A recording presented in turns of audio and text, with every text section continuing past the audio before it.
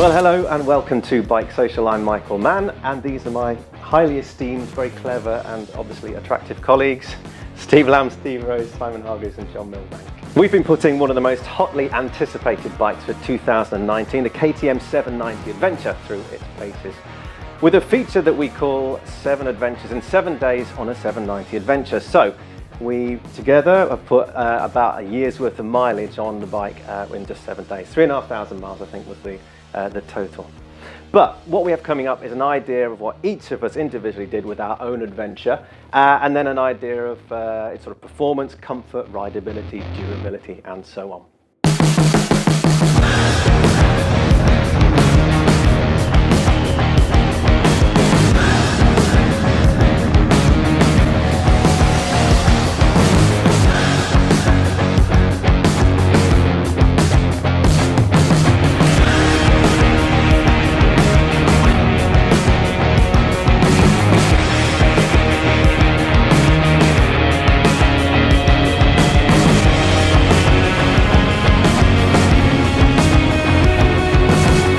So, where better to start than at the beginning? Steve, you were first up, you took the baton when we had the KTM delivered. 0 miles, we reset the trip, what is it, 11 and a bit thousand pounds, and it's twin cylinder. And anyway, you took on the mantle first. Where did you go and why? Well, I wanted to sort of set the baseline really and do a road test, because the launch of that bike was in, you weren't the launch, it was Morocco. Morocco, yeah. So lots of lovely footies, lots of lovely off-road riding.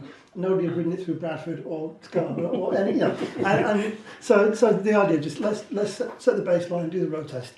And my sort of default road test setting is a route that I helped set up a few years ago for a magazine, which the route is 440 miles long. It's not the greatest biking roads in Britain. It's a test route. So there's some stretches of motorway, there's some stretches of sort of busy A roads to see how bike overtakes. There's some sort of faster A roads, there's some lovely B roads, there's some town riding, all sorts of things that will test the bike. And to make it a bit more interesting, I added another couple of roads in there. There's one that I wanted to try, which I've ridden on a GS a few years ago, which looks like a lovely B road in the middle of the Dales, but turns out to be a cart track that then gets narrower. And I'd gone there on a GS thinking this is going to be brilliant, and it turned out to be horrendous. And so I wanted to try the KTM because it's a really nice comparison.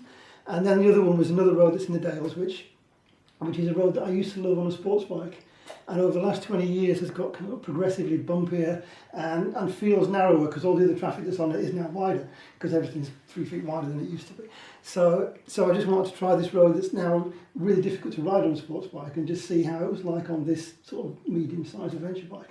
So it turned out 480 miles, which is a lovely long day. I had fantastic weather. It was just one of those days. Got back and apart from the feeling of remorse for all the bad things I've done, it was just a fantastic day. Cool. Well, second up was technically was Kane Dalton, our in-house commercial manager by day, superhero by night. Well, at the weekend he sort of unhinges himself, doesn't he, and goes motocrossing. And he took it to a motocross circuit, but more of that a little bit later. I then took on the bike, so it got 500 miles or so on the trip, and I went to the Isle of Man, which is one of my favourite places in the entire world. And it just so happened that it was, my bit took place a few weeks ago when it was practice week for the TT, and I just got that little break in the weather when it was all right. So I took Gary from Bridgestone, our sponsor for this particular feature, with me, and he was on a 790 Duke. So we rode up from Peterborough, from our headquarters, and we took us some motorway miles, and we got up to Liverpool, and there's about a billion other motorbikes trying to get on the ferry at the same time.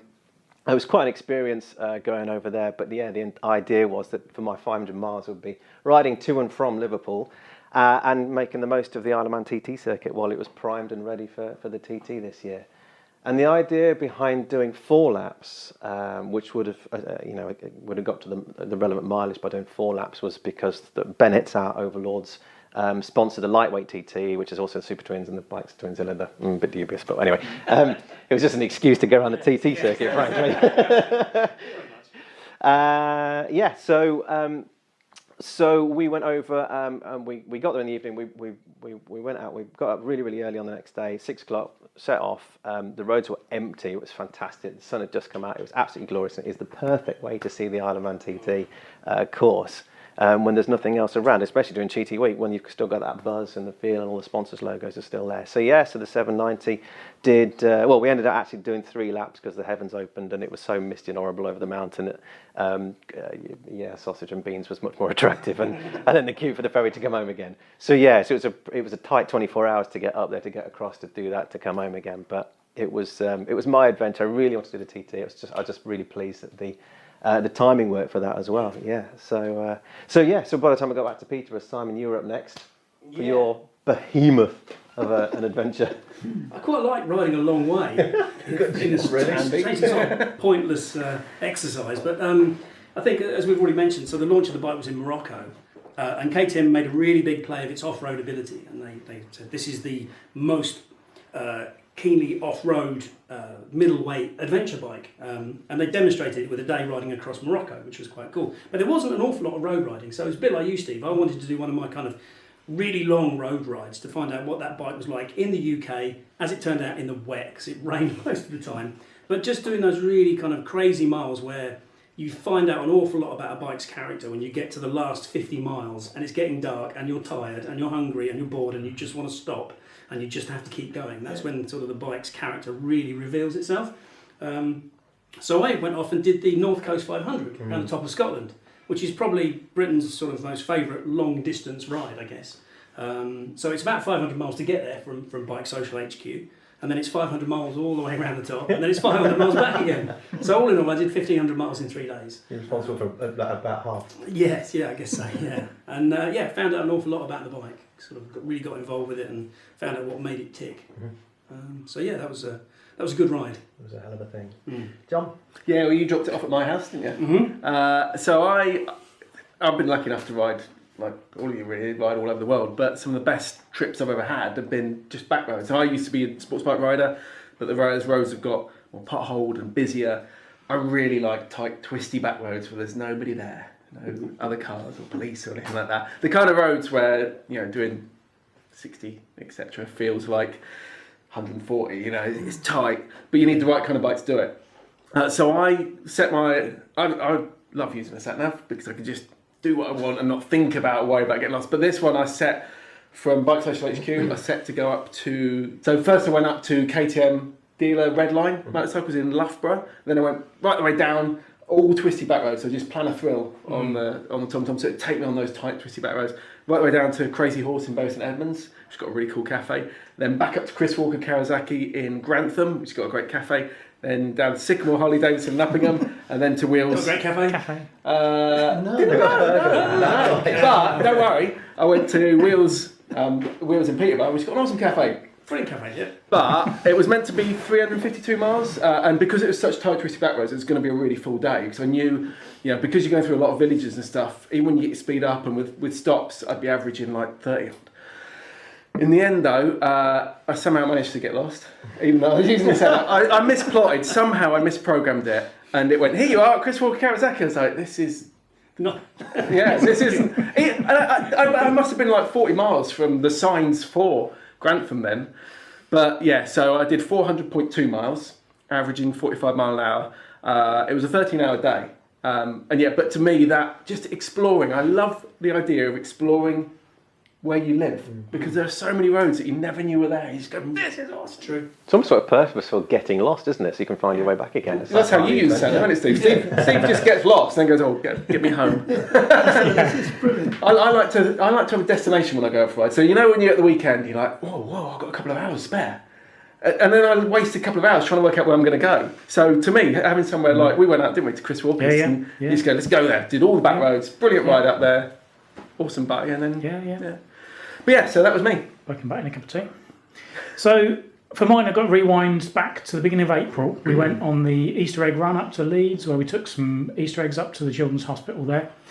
We met up in the cafe beforehand, and we got chatting with a chap on a BMW who was doing, he called it the Round Britain Rally. The idea is that you register with the website. They've got a list of 300 odd destinations, and they could be anything really, a point of interest somewhere, a building, a village sign, a cross. There's clues to the destinations. You spend your year riding. At the end of the year, you tick off all the ones that you've done, send in photos of you with the bike, and they declare a winner. So I had a quick look at the website.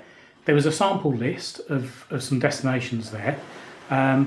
And we're lucky really in Cambridgeshire that I think we're almost landlocked, aren't we? There's a little bit of coast, I think. But there's 8 or 9 counties surrounding us. So I could pick a destination from Norfolk, Suffolk, Essex, Hertfordshire, Bedfordshire, Leicestershire, Nottinghamshire, Northamptonshire and Lincolnshire. Remembered. And roughly in that order. Luckily, most of them were only just into the county border, so I didn't have to go. But the furthest was down into Essex, almost on the coast there. And it was really just a chance to... It naturally delivered a good range of roads, B roads, little country villages, motorways. For me, being a little bit shorter in the leg, I was interested to see how I get on with an adventure bike. I've never ridden one before. So there was lots of getting off the bike, getting on again, U-turns in the road, trying to find my way. Took the sat-nav with me, which kind of helped to get most of the way to the village. And then it was just a case of finding a little place in the village. So I was out for 13 hours the same. I managed 445 miles. Thoroughly enjoyed my day. Had an absolutely fantastic day. And got back as fresh as a daisy in comparison to we went out on Saturday and probably a 2-hour ride, and I was absolutely jiggered for the rest of the day. So 445 miles, average 53 miles an hour, so there was some motorway stuff in there. Yeah. So that managed to get that up a little bit. So that was my day. Good. All right. So let's talk about the bike itself then. We'll probably split this section into how comfortable it was and any issues and engine performance and so on and so on. So all right. Well, let's start with comfort over distance. And Simon, you did the most distance, so I guess you're you're the best person to start with this section. The comfort's very good. The seat in particular, I was impressed by. I rode it, say, pretty much 3 days for 10 to 13 hours each day, and go off each time, and the seat was not the issue. There are a couple of other little issues with the leg room. It's not cramped, but it's a little bit tight because they've made the bike off-road friendly. They've given it quite high footrests, but because they've made it people friendly, they've given it quite a low seat height. So the leg angle was a little bit tighter than I expected. Can I interrupt you? I think we should say, how tall are you? About 6 foot. I'm 5'10". 6 foot. About 6 foot. 5'6". Can't you say I'm 6 foot, but most of that is leg. Yeah. So that's maybe why I had the problem. I'd agree, totally comfortable, but I didn't feel cramped on it. No, I didn't feel cramped, so they've made that clear. But it felt like it was a 790 Duke, kind of with wide bars and long springs. Yeah. So it felt more compact, and it makes the bike feel quite compact in terms of that size over distance, where you want a bike to be really big, especially if you're doing a long trip. You want to feel like a home from home almost when you're out there doing it. And this thing was quite small and compact, which is good in other ways because it means it's manageable, I guess. Yeah. It's interesting. That articulates why, because one of the things I felt about it when I was riding it was, as much as an adventure bike, it felt to me almost like an adventure-style sports bike. Yes. And I couldn't really put my finger on it, but that leg position really it sort of explains it. And I had a real interesting moment. You've done the route I did, so you know it. But in the second motorway stage of that route is designed to be a killer. It was put in where it was put in because just you're about 300 miles in. It's really annoying. And the last thing you need is to spend an hour on a motorway. But I had this moment where I think I was about 360 miles into the route. I've been on and off for about 10 hours at that point, and I just out of the blue I just thought, do you know what, my bum's hurting a bit, and that was it. It was that realisation that I got all that distance, done all those miles, and before you noticed. And that was 360 miles, and it was probably about another 10 miles after that before I felt the need to sort of stretch a leg out. Other than that, the last bit of that route, is a fantastic blast back through Lincolnshire, and you don't think about it. No, it doesn't matter then, does it? That tank's handy for resting your legs on if you did want to. Yeah, I'm glad you told me that after I'd done my ride. Yeah, so I didn't try it till after that. Yeah. But I say the same thing about the seat. Normally on launches, I'm the first to get an achy bum, so I have to ask every other journalist, when did you start aching? Because I always ache quicker. But this, I became aware of it after maybe a couple hundred miles, something like that. But not to the point of I was uncomfy. And like you said, the next day I was like, oh yeah, I rode it all day yesterday and totally fine. Yeah, I had plenty of stops. So I think an hour and a half was my longest stint in one go. But even then, at the end of the day, no problems at all. I thought I was going to ache the next morning. No problems at all from that. But I had a bit of a backache, so maybe the riding position was a little bit strange. Perhaps it was the screen, but we'll come on to that a bit later. I was going to ask, what do we think of the screen? I found it really noisy. I put it in the highest position. There's only two positions, and you need a Torx TX25 Allen key to adjust it. I'd set it before I left. I set it in the highest position, thinking I'm going to be doing a lot of miles, quite a lot of motorway. I'd rather be comfy.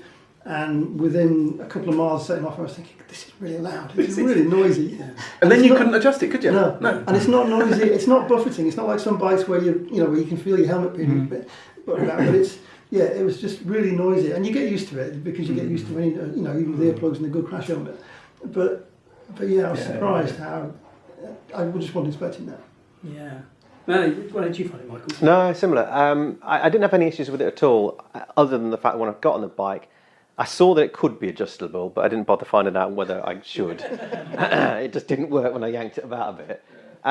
Didn't have any issues, didn't have any concerns, it didn't cause me problems, I wasn't getting angry with it, except for it at speed it just started to flutter in the corners a little bit, which is a bit off-putting, but look, it's not a deal breaker. That was the biggest problem for me. The corners were fluttering, and that was the airflow straight into my face. So with the visor open, it almost felt like it was closing your eyelids almost. There was just this constant flutter. So you end up then, I don't know what position it was in. You had it down, because I put it down, right. and then you had it how I gave it. And then, so I just ended up either crouching down behind it, and then you get the bad back, or you just sit up a little bit more upright and just get your head into the clear flow. But yeah, eventually you just find yourself back in that natural relaxed position, and then there's this vibration That's in your with your eyes. visor open, wasn't it? You can still feel it with the visor closed, but it was particularly bad with it open, yeah. To me, it's like I had a 1050 Adventure for 3 years and that I tried all kinds of things. I found moving the screen away gave some airflow behind it, which improved it. So I made some spaces for it, but it still wasn't a very good screen. And you have to see it maybe a bit flexible, didn't you? Yeah. But yeah, I found it drummed and didn't like it. It's another one of those sort of compromises with the on-road and the off-road thing, because if you're off-road you want a shorter screen because you don't want to be headbutting it if you know. But so most adventure bikes don't tend to have really well-developed aerodynamic screens. They just sit there like this, and it's like, well, that's what you've got, guys. And generally speaking, the taller they are, the worse they are. I know there are some other manufacturers that make tall touring screens, and they're horrific. You're better off taking it off. It's a much better ride. So with on the low setting, it wasn't buffety in the sense that you weren't getting bashed around low frequency. It was just that noise and that general fuss. But I certainly didn't find it a problem. I found, I was really impressed purely on comfort. I was impressed over that distance. Anything to mention on bar position, width, distance? Well, I'd say steering lock was awesome. Yeah. I found it just an overall comfy riding position. And it was kind of straying away from comfort a little bit. I think as part of it. That what really impressed me with it was the payload. It's got a 240 kilogram payload. So how much you can carry, that's including the riders and everything, which is 24 kilograms more than an R1250 GS. I can't work out how they've done it. Or they've just gone, stick a number. But it weighs 209 kilograms, which is 20 kilograms lighter than most big adventure bikes. Should say, by the way, it's got the 830mm high seat, which we've all found, all agreed was good. I felt 850. You put it up, because you can give myself as much legroom as possible. It's just how you set it, isn't it? Yes. Two positions. Right. And it's just how you put the seat on. But I found it really manageable, never intimidating. Really good steering locks, really easy turning around the road. On the times when I couldn't turn it around the road because I faffed it, you can paddle it really easily. It's just really easy to ride. The payload, I love that. But what really annoyed me was because we haven't got the full KTM luggage fitted, I just wanted to strap a bag on the back, and there's hardly any way to strap it, because you went, rubbish, you'll just put bungee hooks on the... Everywhere. But you can't. Yes, you can. Well, the bungee hooks don't fit around the pillion pegs. The pillion hangers are too fat to get bungee hooks around. Just push them a bit harder. You should. Look at the... granted, it's nowhere near as refined or powerful or anything, but look at something like the cheap Royal Enfield. You can put the Himalayan, put stuff everywhere. This is an adventure bike. Why can I not? The Versys I'm on, it's got full luggage, but it's got lovely little tie-down hooks. I can put all kinds of stuff on it. Strap into that was a pain in the ass. You wonder why it's lighter than all the other bikes. It's because they've got tie-down hooks. Metalwork all over it to strap things onto. I strapped two. I know what you mean. It is a little bit of a fiddle finding places to hook bungee to, but it's not that bad. We all successfully strapped to it, but I didn't feel like I was strapping to a point that was good. 2 great big Oxford bags and 2 tripods and God knows what else, and you can do it. You can do it if you really try. But it doesn't come with luggage, does it? This was in this sort of... No, I'm sure you can. Luggage is available. It's available, but this is in stock form apart from it had heated grips, didn't it? Which are Yeah. standard. No, they're an option. They're an option. Yeah, the quick shifter's an option as well. In And fact, the quick shifter is an in option the as form well. we had it, that bike's £11,623. But they were the only two pieces we had on it. Yeah. Okay. We'll move on to engine and performance. We'll come to rider aids in a minute. Engine and performance. Now, vibey, lovely, purry twins. Everyone likes them, right? Yeah. Yes. How do you find it? I found it a really, really interesting engine because it's effectively a straight rip from the 790 Duke, minus sort of 10, 15 horsepower at the top end. So it conforms to this 94 horsepower limit, so you can detune it to 47 horsepower, is it, for an A2 license? But that means it's still got loads of bottom end, it's still got sort of loads of mid-range, it's really smooth, it's got just enough of that charismatic vibes, especially because it's a 285 degree crank, so it imitates their V-twin, which it does quite successfully. It does feel a bit like a V-twin. I found myself riding along, and when you're riding you have this kind of mental picture of what you're doing and what you're on. I kept thinking it was a V-twin. It's like, no, they're like that. I found it really, really good to use, really exciting, really up for it. Typical KTM, really, just kind of wants to have fun all the time, wants to leap off and zoom about. I really enjoyed it. I like that engine in the Duke. I thought went really well. The faster bits of my route were the bits. They're the bits where a kind of a fat mid-range sort of engine just works really well because it's that thing about coming out of a corner, firing out of a corner. You never really get full throttle before you get into the next corner, and even on the really fast A roads. In the higher gears, same thing. It was just there's always enough power. It always seemed like you had a choice of gears. You could, and certainly in the Dales, it felt like you could use it as a put it in third gear and just use it as a twist and go. It never seemed to run out of revs, never seemed to run out of power. I was averaging 57, 58 to the gallon. So economical. I averaged 54.3, and I'm really heavy-handed with the throttle. I'm always the least economical in any ride. I was like, "Whoa, this is." In fact, that meant that would give you a theoretical range to drive 230 miles at 54.3, and I was going 200 miles before I'd have to fill up. Yeah. I must be really sympathetic then, because although I average 53, I averaged 64.7 to the gallon. So I don't know whether that was just, I did a little bit of motorway. The M1, I joined the M1 and realised that there was 11 miles of 50 mile an hour speed limit. So I just kind of sat there and thought about the rest of the day and where I'd been and what I was going to have for tea tonight and everything. So maybe that helped. You think about why it doesn't have cruise control?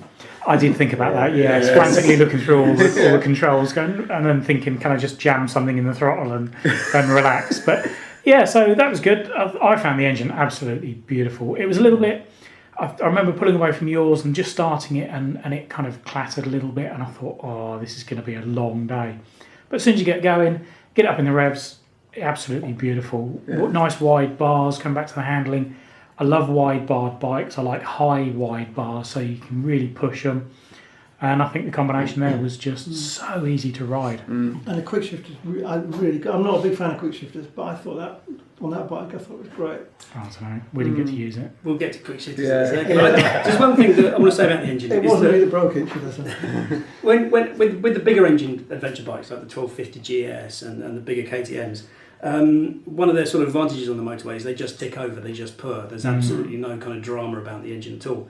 And sometimes when you get the middleweight or the smaller adventure bikes, they're just a little bit higher revving and they're just turning over a little bit. It's a little bit more kind of fatiguing over a really long distance. Didn't find that with the KTM at all. I found it was it didn't. At no point was I saying, I want another gear, I want another 800cc, I want something else. So the same point, what was interesting was you had that fairly relaxed feeling on the motorway, but if you needed to just get past me, if there's a gap opened up on the motorway, it's got plenty of power, plenty of mid-range to just get through. I was really surprised at that. I was changing down what time to do. But also, I got 230 miles from the tank. Yeah. And, I had 12 miles left. It's amazing, isn't it? Yeah, It's awesome. And I like a big and because that weight's carried in that saddlebag tank that's down low, it doesn't feel like when you fill it up you're not going to. But I absolutely loved that engine. I was thinking it's going to be alright, but it was brilliant. Doing purely tight, twisty back roads, the way it just drives out of corners, it was so good. And I own an MT10, so I'm used to having an engine that is pretty exciting, and I just thought it was one of the best engines. I mean, I spent a lot of my ride actually riding when I was on the NC 500, which is really gnarly. There are some crazy, twisty, sharp jump bits and, throwing the bike around from left to right, and it was wet, so it was a bit kind of hard work. And I remember thinking as I was riding, would I rather have a different engine? Would I rather be on the Africa Twin? Would I rather be on the Tiger 800 or any other bikes? And I think there wasn't a huge difference. You know, I couldn't really definitively say I didn't like it and I wanted to be on something else. So from that point of view, yes, it was kind of, it wasn't like completely ecstatic. I was like, thank God I'm on the KTM 790 Adventure. It was just as good as everything else. So that whole kind of KTM sort of marketing philosophy of ready to race and we're better than everyone and adventure hardcore and all the rest of it. Adventure as good as everybody else when you're on the tarmac. I don't think it's, you know, it wasn't quite as catchy though. I just thought for me in the type twisty stuff, it was spot on. That I couldn't have used anymore. But can I go geeky about the quick shifter? Yeah. The reason you like the quick shifter, I think, is because unlike most manufacturers that use a switch in line, so if you imagine when you change gear, you're just pushing the leverage, pushing the selector. Normally a quick shifter has a big springy switch in the middle. And depending on how they make it, depends on how springy it is. So you've before it selects, you have to go through this springy thing. So you don't get that with that because their one, it's a direct movement, but you've got a little sensor, it must be like a Hall effect sensor that just goes, oh, you've gone up, which is good because you get a lovely direct firm feel. But if you're like me, and I think, do you do it? I like to check I had it in gear. Yes. I change gear and then I just check. And so every time you just touch it, it just cuts out because there's no resistance. So just before the change, it will go, cut the engine, and so I'm constantly going, oh, God, it really winds me up. Yeah, I didn't notice any of that. But what's interesting because I don't, riding style. I am clumsy. I'm the clumsiest. No, I mean, I think it's a good system. But what was interesting, I have noticed that sensor because when I got on the bike, the first time I rode it, I was really aware that the gear lever seemed set really high. And it seemed like it was set for people riding motocross boots, and I was riding in road boots. I agree. And I got home and thought I'll adjust it. And when I looked at how to adjust it, the only pivot point that seemed adjustable was right next to that sensor. And I just thought, I'm the first person riding this bike. Everybody else has got to ride it. If I break it by messing up this, so I didn't. And you do get used to it in the end, you know. Well, I adjusted it. No, typical. That's different. But the other thing I will say is because I've probably used the quick shifter more than anybody for reasons we'll come on to. Yeah. But when I was on this kart track, there's one of these roads that I wanted to try, which is it's a fantastic road, but it just gets narrower and narrower and narrower and twisty, and there's sheep and all kinds of stuff, and it's big gradients and cliffs, and it's quite a challenging road to ride, and I found compared to the GS I've ridden, which didn't have a quick shifter. It was really useful. Those moments when you're sort of halfway down a hill and you're trying to steer and you're hot and you're tired, and just to be able to just touch the thing and go down. Well, it is an up and down shifter, I should say. It's an auto blipper. Yeah, it's really useful. And I think because you can be quick on it. Now, some bikes, I even noticed it on the BM on the way up, because you're going through this spring, you can, if you imagine as you let off, you've released the pressure, so the gearbox is reset. Or the gearbox hasn't reset, but you haven't come out of the spring, and then you can't get it into the. So you have to clear your foot fully. So actually, a quick shifter turns it into a quick shifter. I agree. I think the KTM's got a lovely little system. It's very, very easy to use, especially for those who are not familiar with it. It just makes it's gentle and it's precise at the same time. And I love the perkiness of that engine. And certainly at the Isle of Man, I felt comfortable with it. You made the point, I think, about it. You don't have to stress the engine. You don't have to work it for it to perform really, really well, but you can if you want to. So the reason why the TT is as challenging as it is for those on 230 horsepower superbikes is that you've got an array of corners. You've got a 20 mile an hour Ramsey hairpin. You've got the 180 mile an hour mountain, and all right, I was on open roads when I did my bit.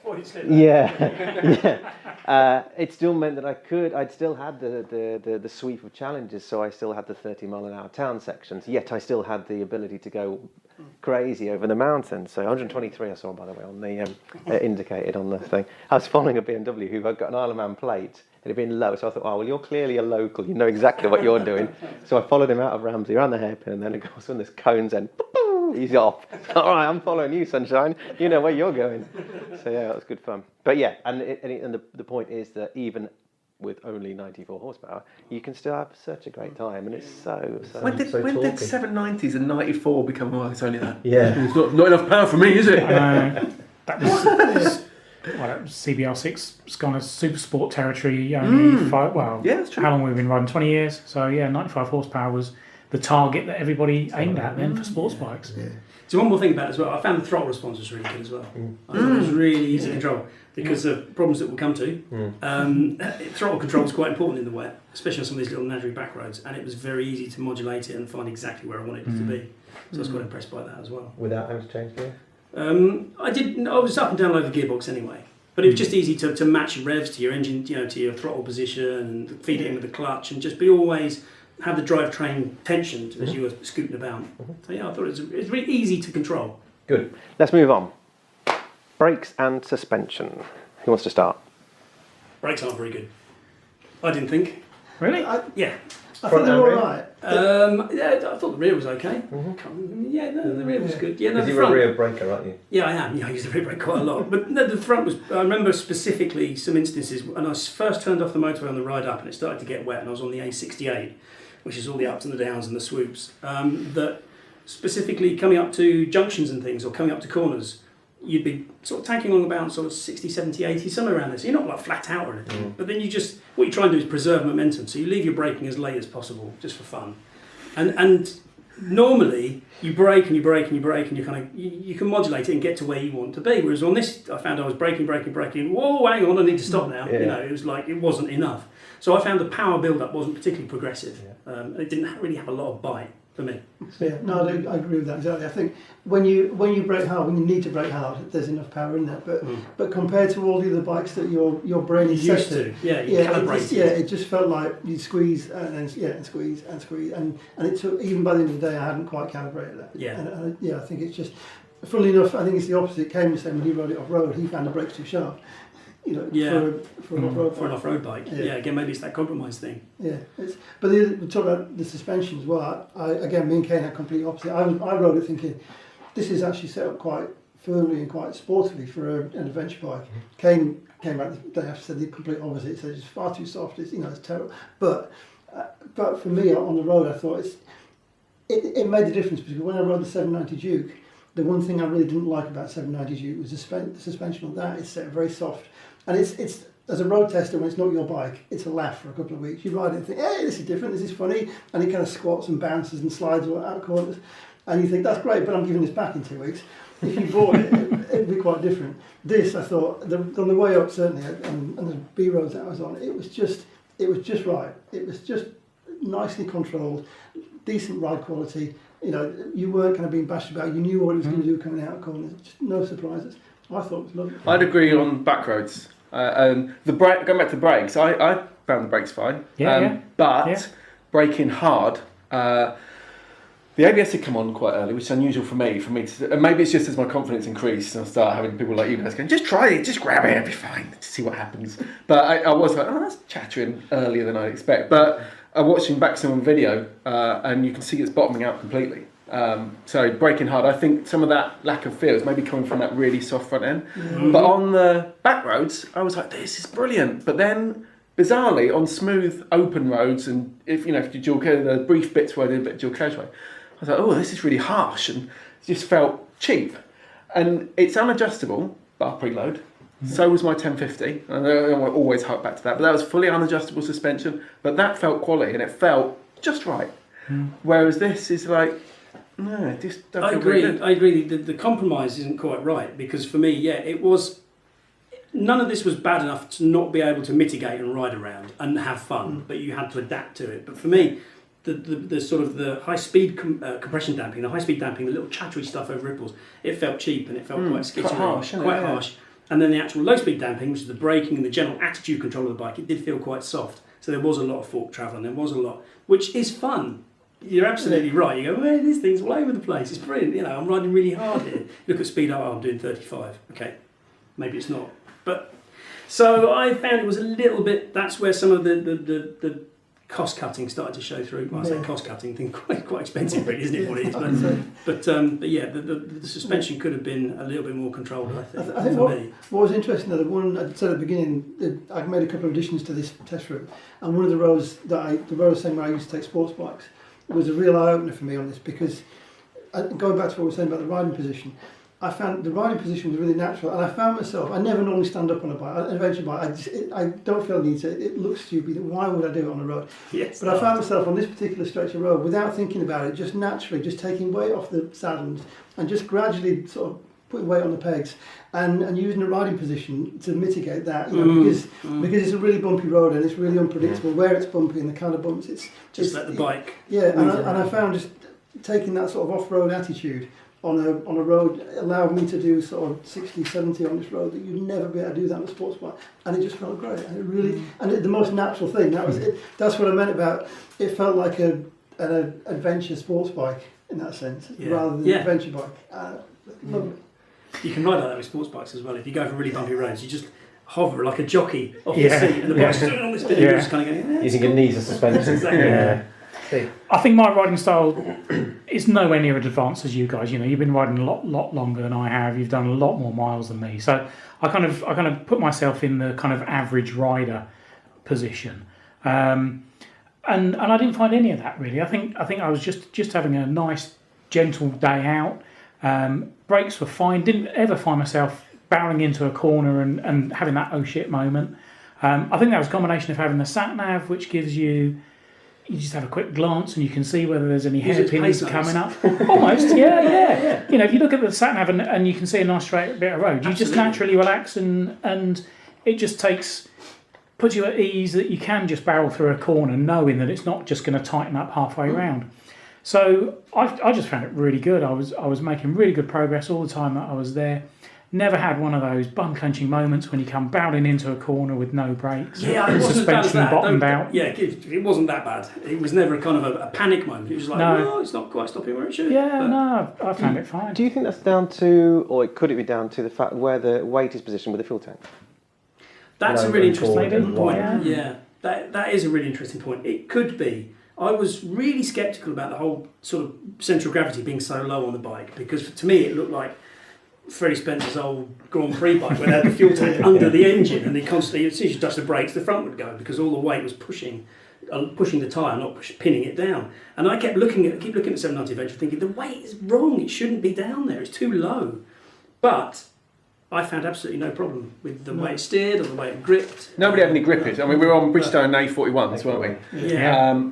I'd never had any issues. So I had a lovely sunny day. You were in the wet. Everything fine. So despite that low weight and everything. Yeah, everything was fine. There was a slight tendency with the 21-inch front wheel, and it's quite narrow rubber anyway, and it's on long travel suspension, so it's always going to feel less plugged in than a sports bike or a naked bike.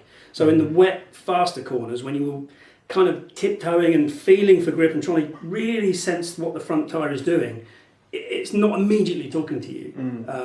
But that's true of any 21-inch front adventure bike. So aside from that, no, even with electrical problems, which we'll come to, even without traction control switched on, there was no twitchiness from the rear. I can think of maybe 2 occasions when it sort of span around a little bit, but that's like over a cattle grid or something. So no, it's fine. I had a nice dry day, easy to say.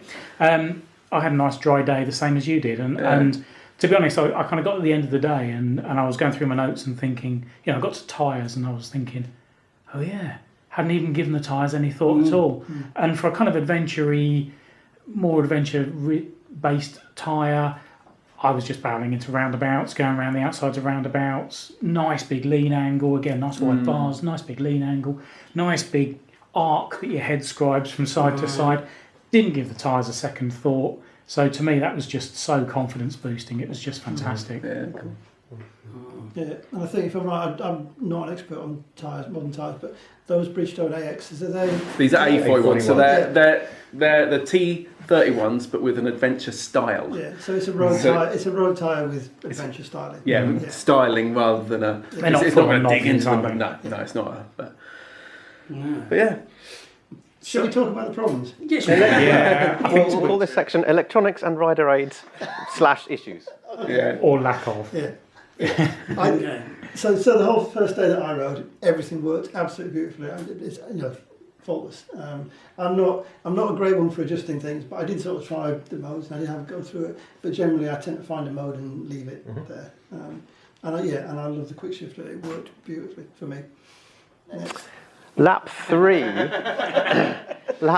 of my TT adventure. And I came over Ballaugh Bridge and I carried on a little bit further down the road, and it dawned on me that on the screen there's a big red bar across the bottom, and it was reading CABS failure. And NTC. Well, yeah, but I just noticed that bit. CABS failure. And I thought, oh, that's concerning, because that's obviously cornering ABS, one of the main, nice little feature of a new bike. And I wasn't quite sure what I'd done to deserve this, nor why it had crept in, nor I didn't know how long it had been there for. So we stopped, pulled over, turned it off, turned it on again. It cleared, and then only a few miles down the road it came again, but it was preceded by MTC failure. Yeah. So there were engine lights coming on, and what I did notice is the quick shift didn't work anymore. Neither up nor down. So it was like that forevermore. I'd get to the next stop, turn it off, turn it on, it would clear. And you just never knew how long it was going to be until it came on again. It was inconsistent, wasn't it? was Because the same I had thing, a couple of sessions in the afternoon where I probably got an hour out of it without the lights coming on. Mm-hmm. Other sessions, it would be a couple of minutes. I So tried didn't know every what it was. variation, trying to think, I'm going to try changing gear now. Now I'm going to do this. Now I'm going to run at steady speed. Now I'm going to brake, and I couldn't find any There pattern. was no pattern to it at all. So just to caveat that, so I was the second person on the bike, and then it happened. So it didn't happen to you at all, did it, Steve? Then it happened to every single person who had a bike after me. So it's your fault. So it's my fault, clearly. But it is a common theme, and we still really haven't got to the bottom of it, have we? No, It's KTM. common between us. We don't Yeah. know if it's. I mean, this obviously would be sorted out under warranty.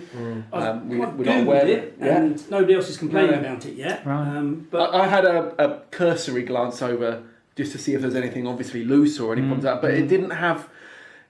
It wasn't like a loose connection fault, was it? But No, I should give credit to Redline, because they were my first stop, and while I was there, I said, look, I'm on a real deadline, but is there any chance you can have a look at this? And they took it straight into the workship. They got a really cool three-legged dog in there. But anyway, they chucked it on the diagnostics, but because they should have done. Did he know what was wrong? Because no, he wandered up. He didn't look happy.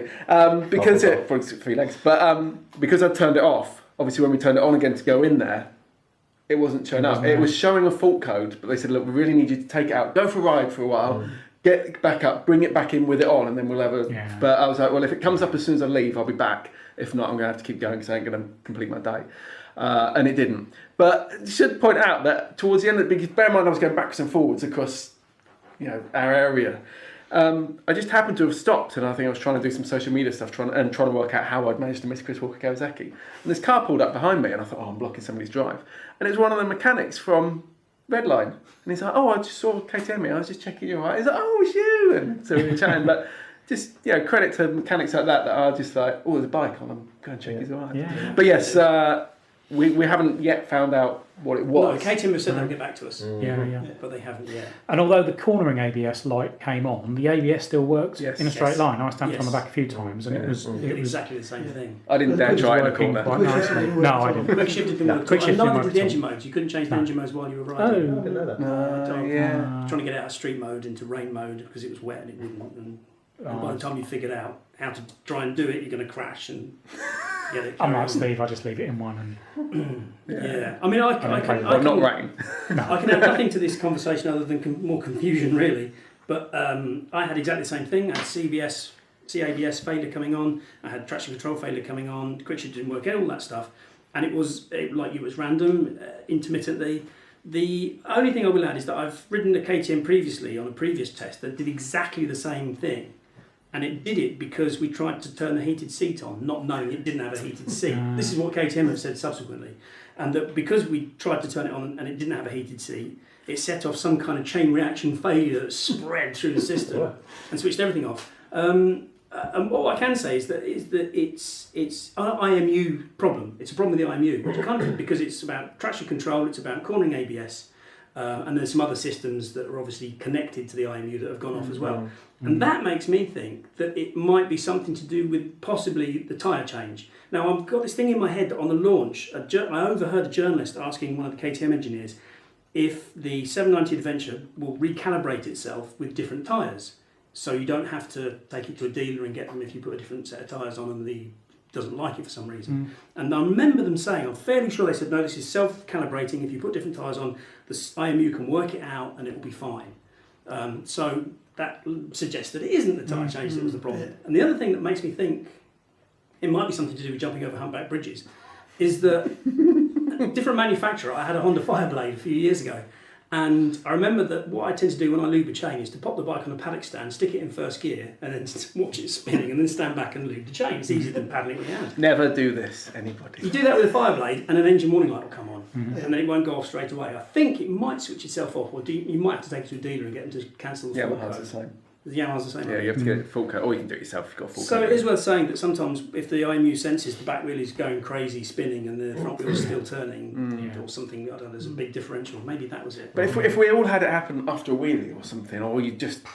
But the thing about the tyres, I wondered if it could be something to do with that, but then all tyres now are made within parameters set by a massive governing body. And we don't have... Do you remember when we used to have like those Toblerone-shaped tyres, and you get one set of tyres, like, oh, those things are like... Now they're all fairly... 170 60s that were actually 175 or something. So halfway between a 180 and 170. There's nothing drastic within them. No. There's No, nothing it shouldn't wrong be. there. It shouldn't be. But I keep thinking it's something to do with wheel speed. Because I couldn't find anything like, okay, I was tipping over or something. Yeah. It's a mystery. We don't know what it is. Yeah. It's a mystery, but it's, like I say, it's not the first time I've had exactly the same kind of failure on a KTM. It's worth mentioning. Interesting. I'm running a Super Duke GT as a long-term test bike, and the first thing I did, pretty much the first day I had it, I saw a heated seat option. I went, oh, heated seat, and it wasn't fitted. And same thing, it came up with a very scary-looking warning across the bottom. But then I reset that, switched it off, switched it back on, and it's never come on since. Right. Okay. And so that had on that occasion, that had no impact on it. Right. But, Okay, anything else to add on rider aids? Yeah, well, there was one bit which was flicking through the manual, as I do, a bit geeky, a bit like John. It said, Bluetooth turn-by-turn navigation through the KTM app. So I thought, all right, I'll have a quick look at that. Got the phone out, had a quick look. $7.99 to buy the app. And we're talking, what are we now, £11,623. And they want another £8 to download the app to use what they've been selling the bike as quite a significant feature of the Bluetooth. So I didn't bother.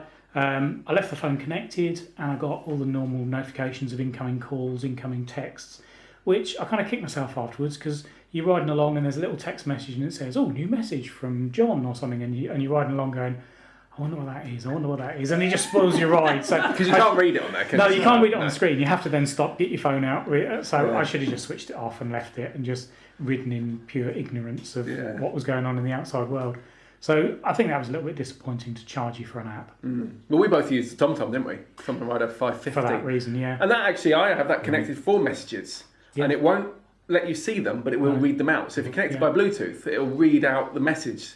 So then you can decide if you... Because I don't like using intercom for being able to talk business, but it's handy that somebody can get hold of you once a week and ring ahead and say... I've got, because I'm running the Super Duke this year, I have got that KTM app and I've used it a couple of times. Again, I'm not a big one for sat nav. I like getting lost and I can generally find my way out of it. But I have used it a couple of times and it works really well. If you like, if you don't want the hassle of having to swap your sat nav over different bikes, if you just want to know that last couple of miles where you need to know how to get to the actual place, it's quite handy to just... And I tend to use it for that because I find... If you use it for the whole journey, because it's Bluetooth, it drains the battery on your phone quite quickly. On the GT, it's not that easy to charge your phone while you're riding. There's a pocket in the side, but on the 790, there's no pocket. There's nowhere to put your phone. Actually, there's a secure waterproof phone case that you can just fit a Galaxy. Hang on though. You can just fit a Galaxy S10 into. So you'd have to be, if you're super gnarly like Kane, and you're going to drop the bike in a lake, then your phone will say waterproof inside it. But you can't. Galaxy's waterproof. Oh yeah, it is anyway. Yeah. I forgot about that. But you can't get power in there, so that doesn't help. So where's the pouch? Underneath Under the the seat. seat. Yeah. So if you've got luggage Useful. strapped on the seat, it's trapped. I'll just stick it in my jacket, I think. Yeah, that's I think what I will. Yeah. But I mean, if you compare it to like how you want to use a sat nav for, then you could say, well, £8 instead of £350 for a sat nav. That's good enough. Yeah. But then it hasn't got any of the features that make me love having a proper sat nav. No. But for me, I don't use my sat nav like you do. I just use it, say either because I'm lost or because I just want that last couple of miles, or I get into a city centre that I'm not ridden in for a while. It's great how we all use sat navs differently. I use mine to race. Estimate arrival time. Oh yeah, you reckon? Yeah. It's like the Ghost Rider, the Ghost car, isn't it? And, Yeah, we all do that. Okay, let's round it up then. So if we go around the table and talk about the top bits we liked and perhaps one bit we didn't. John, do you want to go first? This is near as damn it my perfect bike. Very close because of all the things it can do. But there's things that annoy me about it, like the screen, the suspension, and the lack of tire. The lack of tire points, I can deal with that. The screen, it would start to annoy me in the same way that 1050 did, but it was 3 years before in the end I thought, move on to something else. And the suspension was like, maybe I'd, maybe get it tweaked a bit. But for the cost, I can't, I wouldn't judge a bike on cost because, the value of something is very personal to people. But from my point of view, if it was a $9,000 bike, I'd be thinking, bugger, I think I need to sell my bike and sell what I've got and buy that. But as it is, I'm like, no, there's too many things that just bugged me. That engine's so good. Simon, how about you? Well, I love the engine. I can live with the handling. I love the concept. I love the idea. I love the feeling of the thing. Correct me if I'm wrong. I've completely forgotten because I'm old and rubbish. But it hasn't got cruise control. Nope. No. We really like cruise control. I love cruise control, especially when you're in a speed limit with those average speed cameras. Up the A9, 60 miles an hour. It's absolutely ridiculous. But you just want to turn it to 65 miles an hour and sit there and forget it. Can't do that. But does the F850 have cruise control? Does the Tiger 800 have cruise control? Does the Africa Twin have cruise control? Do its rivals have that as well? I can't remember. I think the BMW does. I think the BMW probably has because it's a BMW. But I don't know if the Honda has. I can't remember. But anyway, My MT10's got cruise control. a lot of bikes have now. It's an oversight. I wish it had it. Your 1290's got it. Yeah. But sorry, it's just far worse than that. Nobody's talked about the looks. It is minging. It's hideous. I know this is deeply personal, but as on pure chance, when I parked up at the hotel in Inverness, there was a 1050 Adventure there. Oh yeah. And I parked it next to it, which is a handsome looking bike. It's big, it's substantial, it looks beefy, it looks like it means it. Don't big up too much, so I still sometimes feel sad that I sold it. You should, because it looks great. And it's skeletal, it's minimal, but it's big and it's proper motorbike. And then this thing next to it was squat and ugly with a tank, which I appreciate the tank range, but it is ugly. There's no way around that. And some of the build quality is not great. Now I know that the heated grips are aftermarket, but the little switch it's terrible. and it fell off and started flapping around and the wires are hanging out. You sort of go, this is factory fitted, come on guys. Yeah. And also the 12 volt socket, which I used a lot because I had several things running off it, is right slap bang in the line of sight. And so you have this 12 volt thing hanging out with wires coming out of that, admittedly which you've put in there, but could it be somewhere a little bit less? And generally speaking, I found the build quality to be a bit shoddy. The screen's a bit rubbish. The actual dash, the TFT dash is a bit rubbish. If you clean it and you've got any grit at all in your cloth, you'll scratch it straight away. And so for me, dynamically, I like the bike.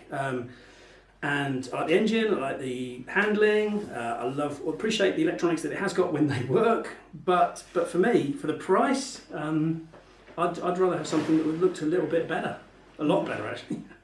I agree with that. I haven't mentioned looks easy stuff, but I agree with you.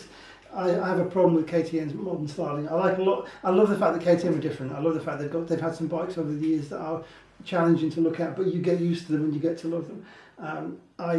I don't get on with the current styling, and I know it's what I like. Other people won't more. Absolutely, yeah. But I look at it. I think I can't imagine falling in love with it. And like you, I think the build quality of the big bits, the engine, the chassis, the important bits, they're built beautifully, really, really lovely quality. But then the switchgear is a bit cheap and nasty, and there's a few bits of the mirrors that they've got the kind of Italian moped look about them. Absolutely.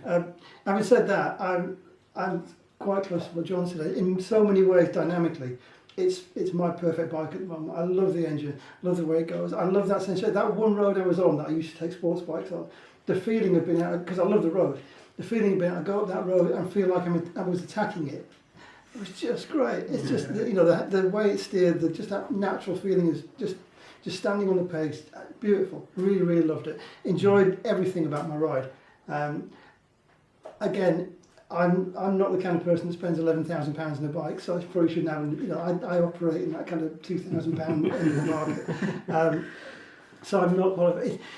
Compared to the opposition, the 850 GS, by the time you spec it to a similar level, is probably about the same kind of price. The Tiger, I don't understand the Tiger range. So I'm sure there is a Tiger that costs that much, and there's probably one that costs different because there's so many. Right. I don't get it.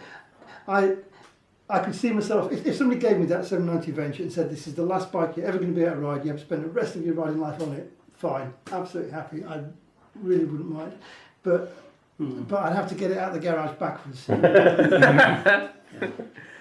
Yeah, I didn't mind the looks that bad, to be honest with you. It kind of grew on me throughout the day. First of all, you do get that kind of weird insect mandible robot type look, but to be honest, it's not my problem. I'm sitting on it. It's everybody else's problem having to look at it. A bit like a bad haircut, really. I don't have to look at it. It grew on me throughout the day. I really enjoyed the ride. I thought it was so manageable for an adventure bike. That was my main worry, being a little bit shorter in the leg. Was it really going to be a real chore during the day? The only thing that left me a little bit cold was just sort of manhandling it for photo shoots, moving it around. I had to go over a couple of verges just to get some photos and that, and it was still a very big bike then for me.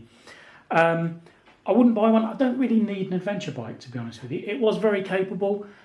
My final stretch home from Bike Social back home, it was about, 9:30, 9:45. I'd done 450 miles, and I was still taking that road as if I'd just been out on a Sunday ride. So I really can't fault the fact that it was all day comfortable, but it's just not the kind of bike that I'd buy, because I just don't need that.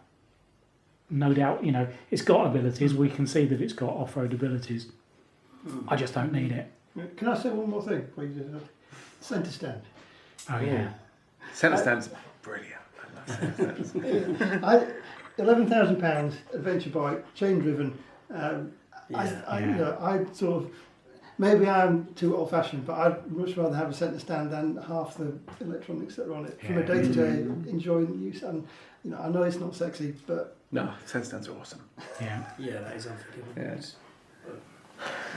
For what it's worth, I am a big fan. Everyone said the same thing. Engine, gearbox. Mechanically, it's so strong. It's so good. And it's enjoyable to ride as well. It's got character, especially with the engine.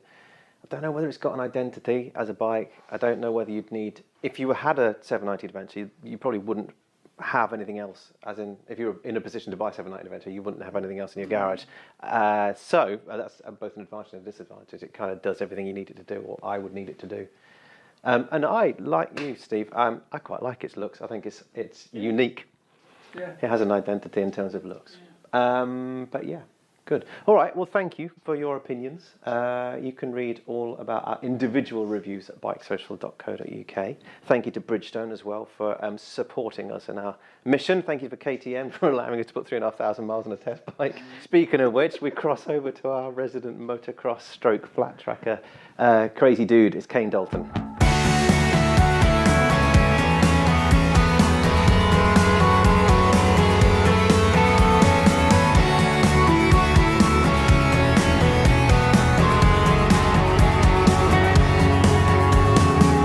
Here at Ashdown Farm, a motocross track set in Oxfordshire. We're here on the KTM 790. I was recently testing the 790R down at Sweet Lamb in Wales. We've now brought the bike to a slightly more extreme environment. As you can see in the valley behind me, we've got some steep up and downhill sections. We've got a motocross track. We've got some nice jumps. We've got some tight corners, and we're going to be taking the bike through some enduro trails as well. This will be a really good test to see what the standard bike behaves like, or what characteristics we have on the new bike. It'll also be a really good test of the new Bridgestone tyres.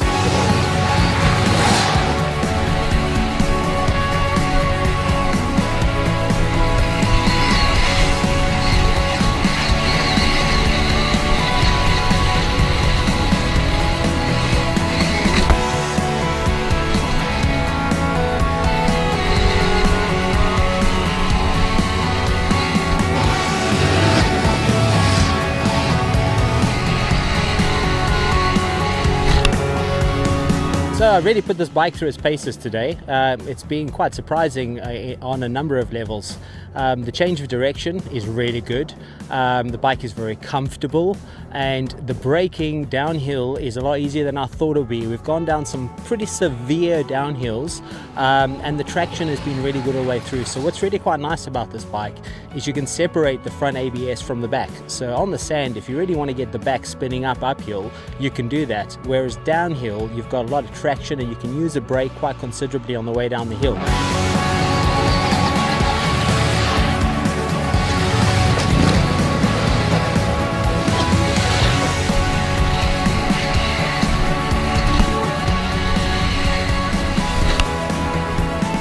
The traction control can also be set, so you can dial it up or down depending on how much intervention you have. I had it set quite low today to get the back of the bike moving around, and it wasn't really evident when I was trying to go up the steep hills.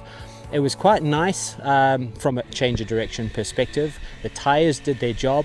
I just went up onto the kiddies track, which is really quite tight, and I was able to change direction sort of at a drop of a hat. It was quite nice to be able to drift the bike left and right without any too many surprises. It was really quite comfortable and it was very predictable. The only thing I had a few issues with today, I guess, on this particular model, I found the back suspension a little bit soft. So on the R model, you can dial it up and it's fully adjustable. There isn't as much adjustment on this, and I'm guessing that you probably wouldn't push the bike as hard as what I have today. So over the quite big jumps, taking off was a breeze. Landing was a little bit more interesting because the back was really quite soft. So I found like I landed and then landed again. But all in all, it's been a really good day. The bike has been great, the track's been great, and the tires have held up really well.